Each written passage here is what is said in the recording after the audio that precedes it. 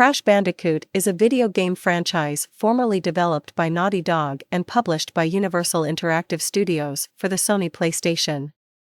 Later on, when the games were moved to other publishers, it would become available on multiple platforms.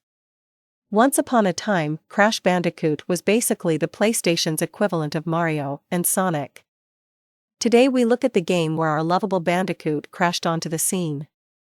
In case you haven't figured it out already, you play as Crash Bandicoot, an evolved Eastern Bard Bandicoot created by the evil Dr. Neo Cortex, who planned to use him as his general for world conquest. Crash was dubbed a failure and escaped the laboratory, leaving Cortex to fall back on his companion, Tana, and our hero must embark on a quest to rescue her. In each level, you collect Wumpa fruit.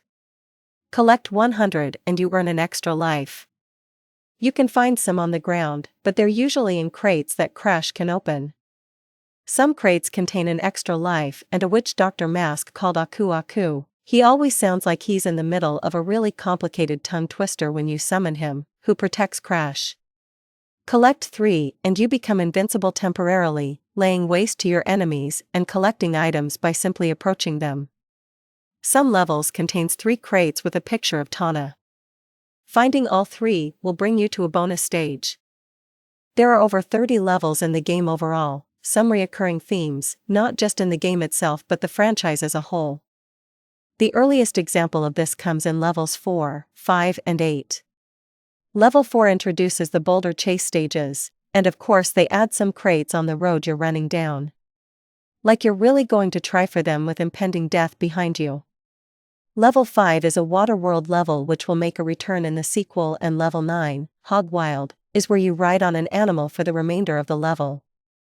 I think the most annoying part about this game is saving data. Instead of just being able to save in between stages, you can only save if you complete the bonus levels. The problem with this is they aren't in every stage, and should you overlook them, or fail, you won't be able to save, period. Naughty Dog did rectify this problem in future titles, and there are various passwords you can input for this, so I guess it all worked out in the end. Another thing, which is rather small in itself, is that the intro does not start when you begin the game. Instead, it runs when you leave the main menu screen on for too long, so a lot of people probably missed the intro their first time playing this and not know what's going on. Granted, that was always the case in video games back in the 80s, especially platformers, but for 1996. Even the game's rival platform Super Mario 64 had the opening intro at the start, so it's a small inconvenience for some. Not to mention it's just plain weird to have it only come on during the main title screen. Crash Bandicoot doesn't offer anything revolutionary for platformers of its time, but I don't think that what the game was going for. All this game is trying to be is a fun platformer, and it excels at that perfectly.